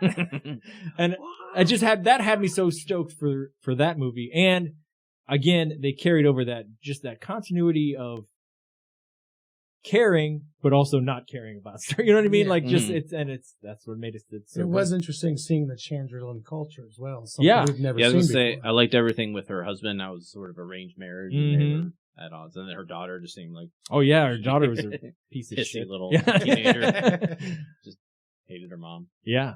What was that thing that she was at that like gathering of with those other girls and they were doing some sort of... It's like a Stepford Wives kind of thing. Yeah, I think it was basically like preparing to be like married off or like coming of age and like, being out on the basically what in all the period dramas they always have, like coming out like or whatever I forget what they call it, but they like a bar mitzvah. Basically, and then basically she's gonna get married off and be part of the traditional. But Mon Mothma didn't want that for her, right? Is that correct? Yeah. I mean, obviously she didn't want to do that arranged with that guy. Yeah. Well, they don't get along very well. Yeah. Well, and the gangster. The gangster guy. The gangster guy. That he was going to marry his son. Well, that's going to happen. Yeah. Yeah. But I like that because she didn't want to do that, but she has to because then that whole conflict that she goes through. Solidify she basically has to sell her daughter for the cause. Which again, this is what so many people complain about, like the prequels of like, well, they're talking about taxation and banking and stuff, which honestly they don't even fucking talk about that much in the prequels, so go fuck yourself. But the whole storyline of Mon Mothma is about like she needs to get her money. Yeah, she can't get that's what I was thinking too. But it's so damn good. It is. Yeah. And I was thinking that too. Like this is basically like what the people complained about the prequels, but in long form, but really well done. Yeah. And again, I do see like, my kids probably don't give a shit about the Mon Mothma storyline in Andor, but it's so good. and the thing I was going to say too is, Genevieve O'Reilly does a fucking great job. She's a great actress. She plays that like tension, that inner tension of like being worried, but also trying to like build this rebellion and stuff. And I mean, what are the chances that she was even this good of an actress? I mean, honestly, she was like going to be a cameo in one scene in Revenge of the Sith 20 years ago. Because she looked like looked like Mon Mothma, and it just, I mean, if she doesn't get more parts from this show, like it's going to be ridiculous. I think she's a pretty, working actress. I mean, she's been in. I mean, I'm not saying that she's Irish. Yeah, O'Reilly. But it's just, she's just. I mean, it's just praise for her and the character and the story and everything. Oh, she was in Rogue One. Oh, who knew? She was in The Legend of Tarzan. The new one with the other Skarsgård. Oh, really? Yeah, she played Tarzan. Maybe she likes Skarsgård. Yeah, maybe she got Stellan in this she knew she had the connections. She should have been in it. The other Skarsgård. Oh yeah. She plays the adult Bev. She was in Tolkien. I was just referenced earlier. Oh really? Who she played that? Oh, I do remember her in that because I remember looking her up. Yeah. Mrs. Smith. Oh great. I can't remember now. Oh, I know she played the mother. She played the mother of one of his friends at the end. But yeah. Anyway, and she acted in the Star Wars and Rebels too. She did the voice of. Oh yeah, that's right. That's true. Well, we've forgotten about the most important character. Yeah. The guy hitting that. Yeah, that hammer guy in the bell tower, which reminded me of the that trailer for that new game that's coming out. The Jedi Fallen Order? No, sequel? not Fallen Order. That one that's is gonna be not coming out until like 2025 but they have a trailer for it out now. God damn. What? Which Star Wars game? Yeah. It's like is it an MMO? MMO? Is it the MMO? It's not the Old Republic, is it? No. Is it the sandbox one? I think it's that. What's it called? Do you remember what it's called? Star Wars Sandbox. But they showed the trailer and it had the guys like hitting they were like, oh, I know what you're talking about. They were hitting like big like chimes like that, like as well. Oh, yes. And I was like, oh, I wonder if that was. I completely forgot about that. The only reason I remembered. I forgot that game was even in coming out or in existence. I thought that went the way of 1313. Well, again, they showed that footage for it, but it's not coming out till literally like 2025. I'm like, why even like work? What the hell are you even doing? Like, work on the game before you start putting trailers out for it. Jesus Christ. But anyway, yeah, that guy's fucking awesome. And at the end there, when he's like, Stormtrooper off. Yeah, the show's so fucking good. If you have not seen Andor, watch Andor. And honestly, even if you are not a Star Wars fan, especially if you're not a Star Wars fan, watch it. And this could get you into Star Wars. But again, my only worry is if you start with Andor, you're gonna watch the other Star Wars movies like these fucking suck. Maybe don't start with Andor. Start with something. Start with Rogue One. Start with Rogue One. Right. Even then, like maybe watch Boba Fett. Yeah. I don't know. Yeah, watch Boba Fett first. Watch the Attack of the Clones deleted scene. Yeah. Watch all the. Yeah, I don't Were there a lot of droids in this? Oh, we had his little droid. Yeah. Oh, the little. Droid. This is a complaint. I fucking hate the little droids that talk. I don't like it. Oh, yeah, because I don't like R2-D2 shouldn't talk, and the little droid in fucking Fallen Order. I hate that he talks. Does he talk? Oh, maybe he doesn't talk. He doesn't talk. He beeps. Yeah, that's right. Oh, no, it's not Fallen Order. It's the little one in Rise of Skywalker talks. It's like, no, thank you. Oh, no, thank you. He just has like one. I know, but yeah. I see what you're saying. Because it's like. Again, they're supposed to be. Why wouldn't they speak? Well, they're supposed to be like the utility droids. We're like R2-D2, mouse droids, things like that are just like going about their business. They're like people talk to them and tell them what to do. They're not to like. It'd be like if your toaster talked to you. Yeah, exactly. Which mine does. C-3PO, C-3PO, and like servant droids and stuff. It makes sense. Like they're built to like interact with people. Well, what is he as a droid? I don't know, and I think too. This is in my headcanon. There's no proof for this, but I hope that he talks as a way that like to show that Cassian modified him to talk. Yeah. And so then later when he modifies K2SO, there's like a history of him interacting with droids. Droid didn't talk in the flashback? No, he did talk in the flashback too, but well, maybe. Oh, yeah. Maybe he did. I don't know. I don't remember now. I don't know. I saw him in the flashback. He was neat. He wasn't as beat up. I'm gonna have to go back and watch it again. Well, now I feel like he did, but yeah. When you saw that K2 droid, did you like, is that him? Yeah, that's exactly. I was like, oh, here we go, bitches. He's going to get him out of prison. Yeah, that's what I thought. I thought that was going to be the thing. I thought he was going to modify him in prison and like, but again, no fan service there. No. And here's K2, fuck you. And that's the thing is, I remember they said that he wasn't going to be in this season. I was like, that can't be true. Like, it's cool to see them working and doing what they do and not having it lead directly into. Yeah, no, for sure. And it was cool to see. Because they're kind of terrifying, even in Fallen Order. Because they're in a lot of that. Yeah, a lot, and they're killing those things. Oh my god, they're really when they walk around a corner or something, and you're like, oh shit, and you're like, yeah, they're like looming over you, and then you know they're gonna beat the shit out of you too. So you're like, that's really good CGI. I feel like I talked about this too in Rogue One, but I really like in the new Star Wars movies when they make the droids feel they're all CGI. Like he's all CGI. Yeah. Like, he feels very like has a real weight. and heavy. Yes. And when he like picks him up and like by the throat and like has him up against the wall, like you just feel like, oh shit, that's gotta hurt. It's like a machine like holding you up. It's like if this washer came to life and like threw you against the wall. Yeah, no, without a doubt. Like it's so great. And when again the CGI in the show, I'd like to see the background, like the behind the scenes of the effects for this show, because the Senate, there's only 1 or 2 scenes where you see Mon Mothma in the Senate. It looks good. And it looks so fucking good. Like, and the Coruscant, I loved seeing Coruscant again. Most Coruscant we've seen in a while. Yeah. I mean, since the prequel. And they didn't like overly like be like, hey, it's Coruscant. Remember Coruscant? Yeah. It was just there because that's where she is. And it had a different vibe to it too. It almost looked sort of. This is after you're seeing a different side of it. Yeah, you're seeing a different side, but you're like post Empire. It has more of that like brutalist architecture where it's almost like 80s. Think of like 80s London, where it's just like new construction, very linear, very blocky, you know. And then like, it was great. I love it. Easy. But any other main characters that we're forgetting about? We got Cyril. What about his BFF, the guy that takes care of his mom? Oh yeah, well yeah, all the characters on Ferrix. Yeah, Brasso. Yeah, he was really great. liked him. I loved the whole scene. The little details, everything about Ferrix, that was great. Again, the setting was. It really didn't cool. feel like Tatooine. It didn't feel. Yeah, we weren't on fucking Tatooine again. We were on some desert planet. I will say though, a minor complaint, but this is for all of Star Wars, is I get really bored with like the planets, and when they just look like London, when they look like Scotland or something. Yeah, like that one planet's just like, just regular hills, Earth, but overcast kind of. Yeah, hills. Yeah, and stuff. you gotta have something. You gotta have more technology. That's an ongoing Star Wars problem. Well, Aldhani was a planet we've never seen before. I mean, that kind of planet.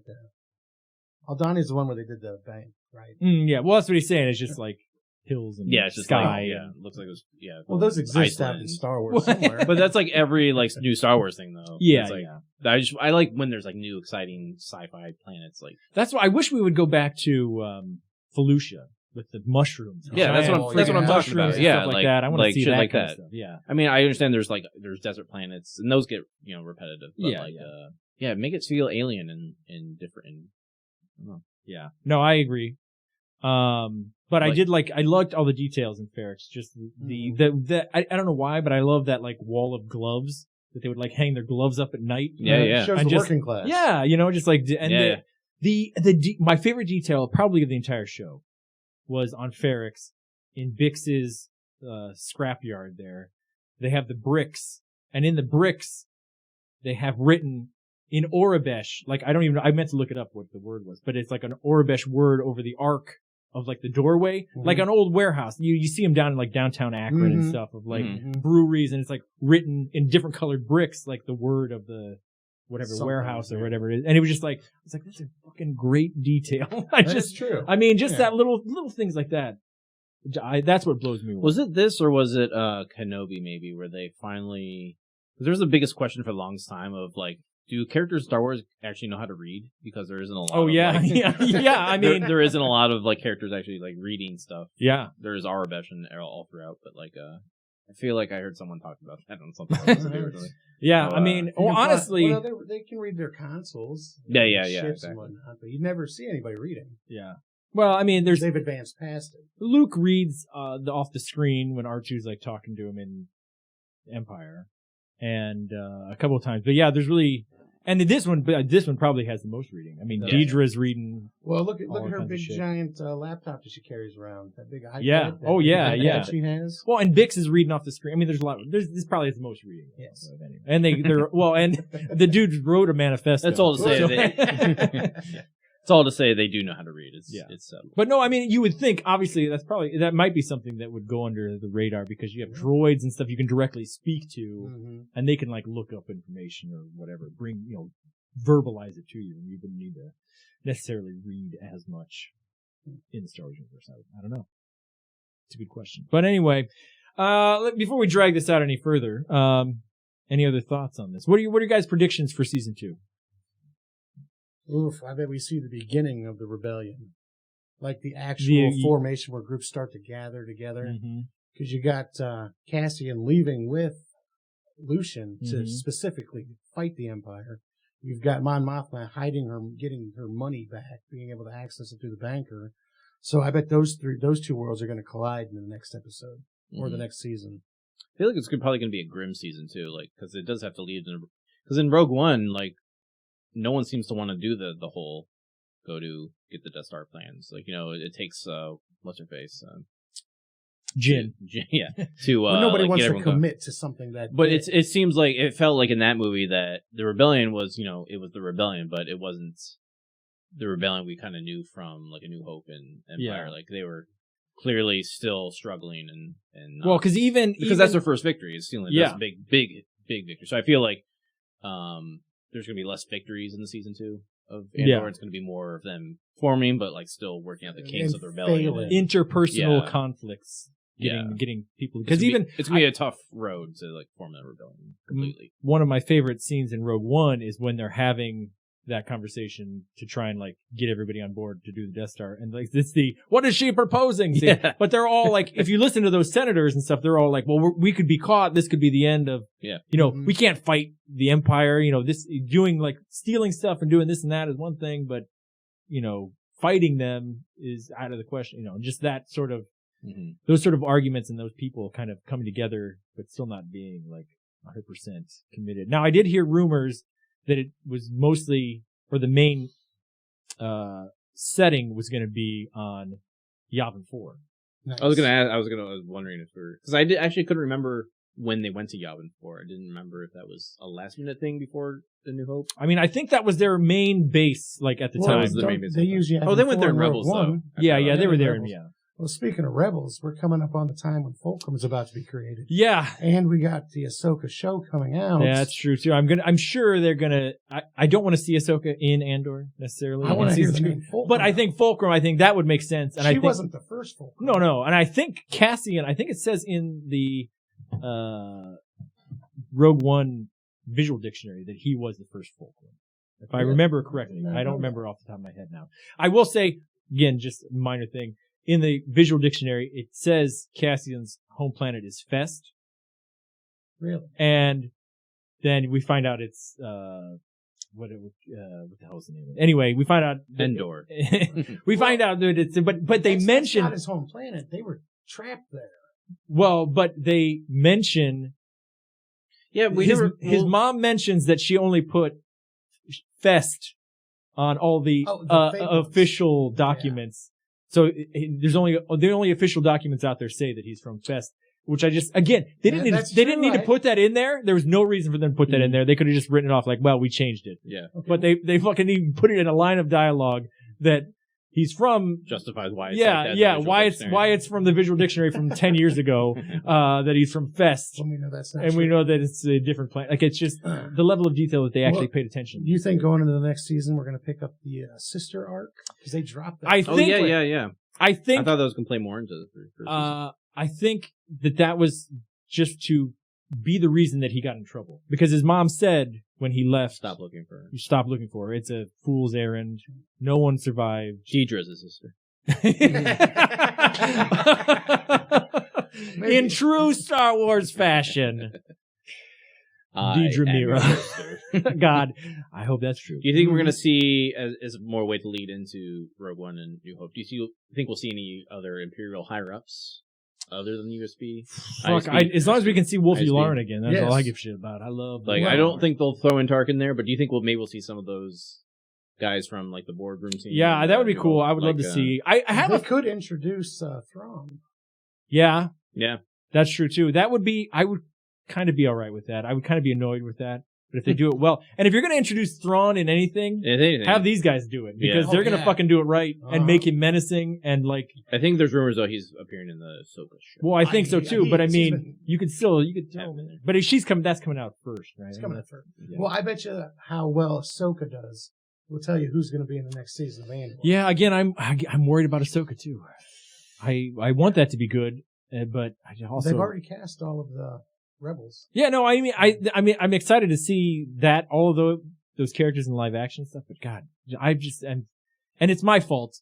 I just keep comparing everything. It is all my fault. I keep comparing everything to Andor. Like, I just keep thinking about Andor and just like... It's a great show. I'm glad there's somebody else who loves it as much as I do. Yeah. I all for it. And I just, the ISB stuff,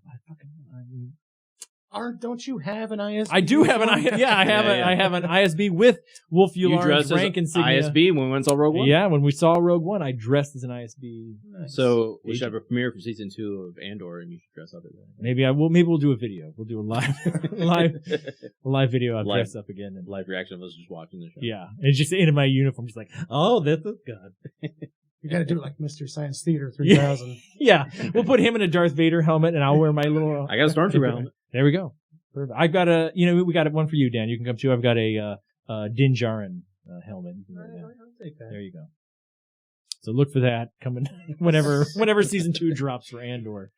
But yeah, I don't know what to expect. I don't know what the and I don't know if you knew this, but I did on their Wikipedia at least. It says that the second season will be the last one. Like, yes, yeah, I did know. I know they were only doing. It's good to see that there's a clear ending. Exactly, which I think is good. Yeah, I don't want to. That's the thing that they keep dragging out. But if it's really good, though, I'm going to be mad. Though, you're going to be pissed. Well, I want to see more. Yeah, but like I was like, the creators of it, they've done so well. I do want to see Tony Gilroy. I definitely want to see Tony Gilroy do more. Continue to not care about Star Wars, but I want him to continue to make more Star Wars, do something else in Star Wars. Now, for season 2, do we know if Alan Tudyk is going to be part of it? I actually, funnily enough, was at Star Wars Celebration when they announced the show, and there was a panel that was not an Andor panel, but it was about, they were both there, Diana Luca and Diego. And Alan Tudyk.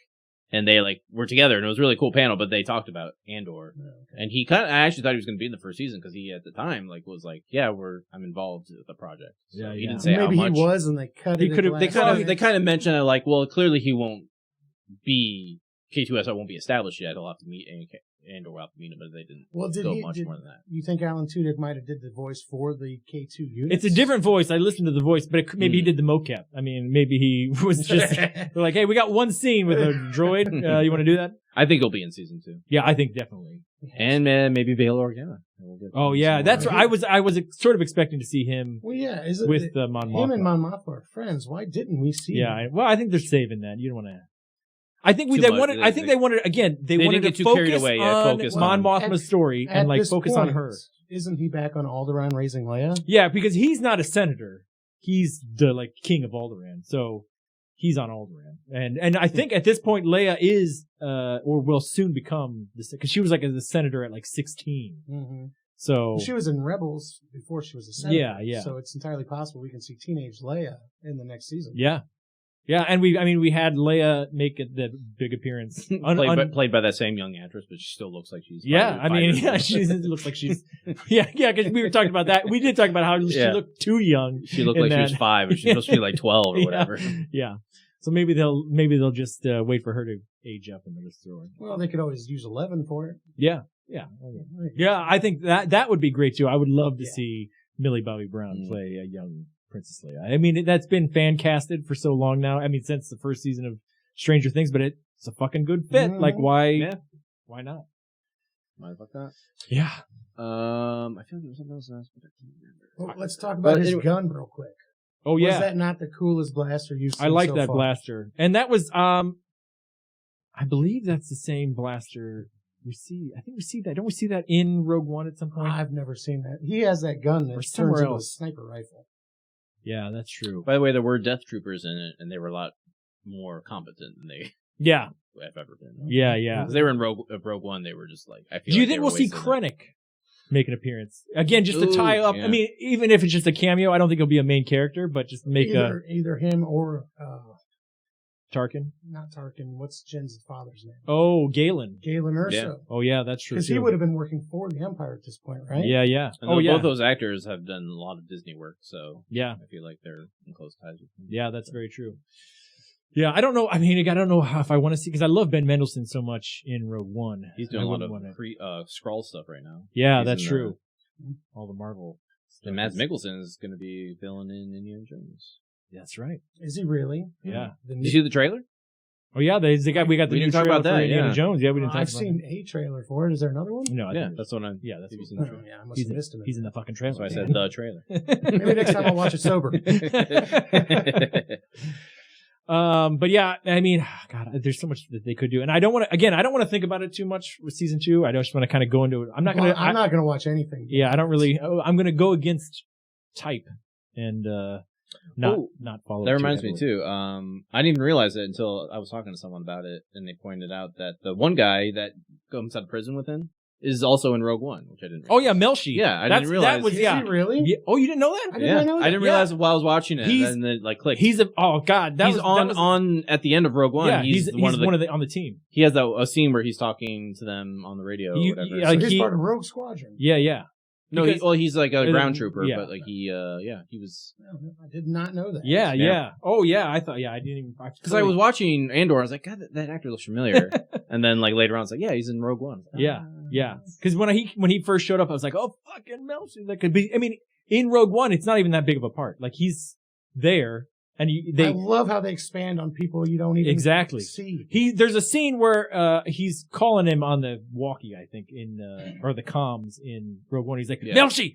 He's like trying to get him to like do something, and or like follow up or whatever. But, you see, I never caught his name. Yeah. Andor. Yeah. Mm-hmm. But yeah, that's that was very cool, and just to have that connection again, and like that he's obviously probably going to come back in season 2. Okay. One more question about the blasters. Yes, yeah. Cassian has 2 blasters in his box. That other blaster that he gives to Melshi, is that the gun he killed those cops with? Well, there was where did he come up with that second blaster? He had a blaster back at the heist when he but that was in the box.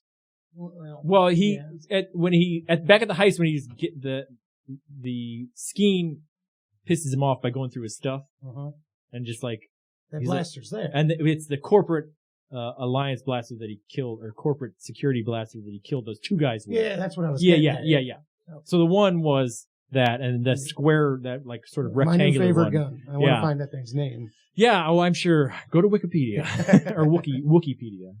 And I'm sure it's there, but the stuff, and I think that's almost what makes it better. Is we're getting bombed. Stupid alarm! Oh my god! So many alarms. What is it? Amateur hour? Well, it's 4:20, so hey, I have to know when that's happening. But what the fuck was I going to say? The blaster. I don't remember what I was going to say, but yeah. I just wasn't sure when I saw that if it was the blaster that he killed those cops with. No, the other blaster is the one that he killed the cops with. Because he talks about it, because Skeen is like, corporate security, who's that belong to? And he's like, I never got a name.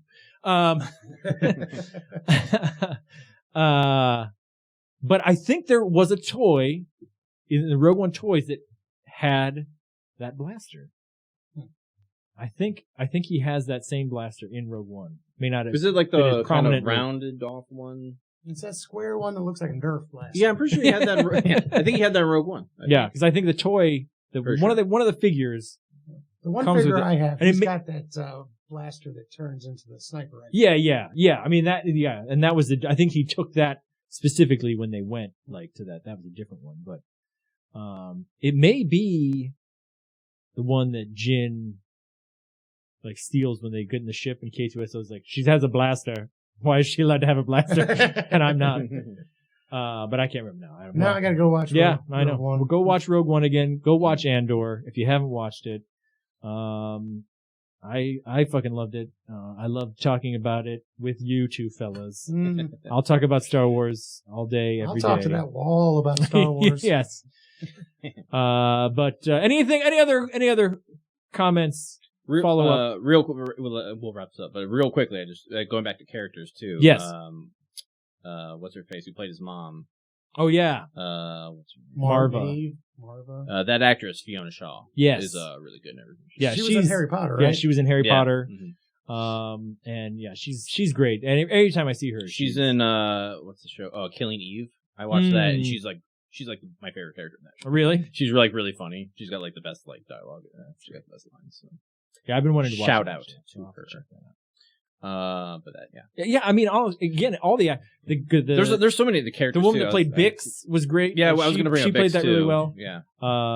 Which I kept thinking they were calling her Biggs the whole time. So I kept throwing. Well, and there is a Biggs Darklighter cameo. I don't know if you could call it that, or a little hint.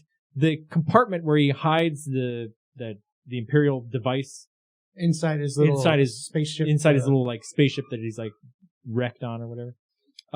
His little hideouts. The compartment is painted with Biggs insignia that's on his helmet. It's like a chessboard. It looks like a red and like orange or yellow and orange like chessboard. Never would have even. It's just together. My in-depth knowledge of Rebel pilot helmets. I just know that Biggs has that, and again, I don't know if that's supposed to be an homage or like. Well, it has to be. I can't imagine that. It's just the symbology of like. I love the symbology of like the Rebel Alliance and the things that they have. The things that they have on their helmets and like. Seeing it like show up and other stuff is great. But just the Biggs, of course, Biggs. I know Biggs helmet and just that checkerboard little thing on that compartment. I was like, is that fucking Biggs? Well, what kind of ship was that? I don't know off the top of my head. I like that because it's sort of like a Y-wing but like bigger because it had like those Y-wing sort of engines. That's the ship on it. that Maeve and Dad was in. Yeah. Also, real quick shout out to that scene when Luthen is escaping that Star Destroyer. Oh, I thought that whole sequence was really cool, and that Star Destroyer based off like the concept art of like that old like that was like pre-Star Wars, pre-New Hope. The first I've with seen the that satellite, ship before. With the satellite, it was like based ship. On like early concept art. Yeah, Star you see Destroyers. that in Rebels. They show up in Rebels. They had in Rebels. Those are the ones that the Lobot guys are like hooked up into, and they're like They're like it's a communication ship. Yeah. Oh, but yeah, that was great. Right. But I think in that one they were using it as a tractor, wasn't it a tractor beam or whatever? Yeah, because he blew it up. Now, what did he shoot at the tractor beam? Did he just?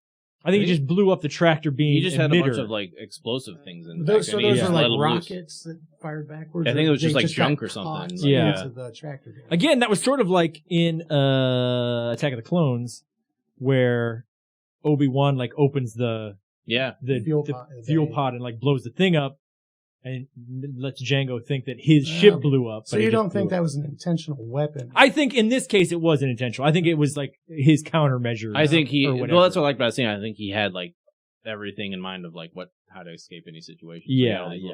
His little lightsaber spin trick. Yeah. Try spinning. That's a good trick. Right. Yeah, I got nothing else for now. And the clone troopers in we got a flashback. Sorry, it's like the episode 3 Empire clone troopers that they got the phase 3 armor. Yeah. Anyway, sorry. His dad hanging in that fucking square, and that speech that Marva gives about avoiding the square, and then when she heard about what unbeknownst Andor did, she's like, I walked through the square proudly. Oh, it was so her speech at the end, that monologue she had. Oh my God. I think a tear came to my eye. Yeah. I was ready to fight my neighbors. Yeah.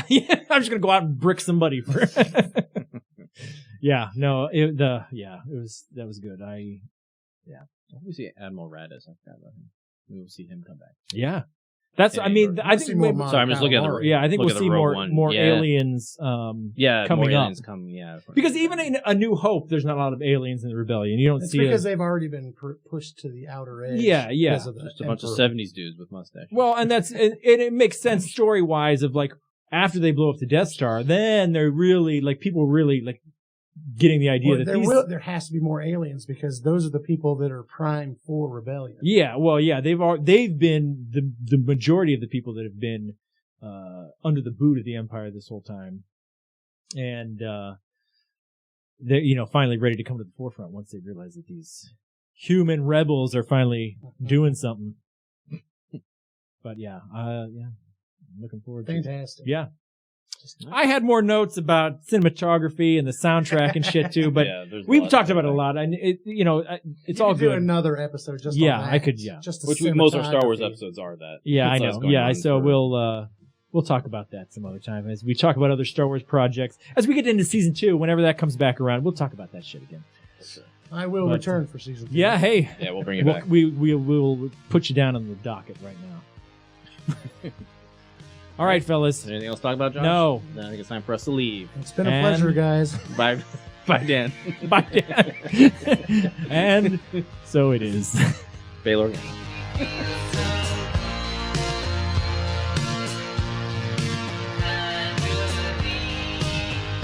Hey, if you enjoyed this episode, make sure to follow us on Instagram, Twitter, and Facebook. You can find our most recent episode on SoundCloud, and you can find all of our episodes on iTunes or on our website, simpaticopodcast.com. And if you'd like to be part of the conversation, join our Facebook group at The Simpatico Podcast, Friends of the Simpatico Podcast, or email us at simpaticopodcast@gmail.com. Special thanks to Dana Galbraith for designing the show logo and its variants. Our theme song is The Cars That Ate New York by the incomparable Paul Rowland.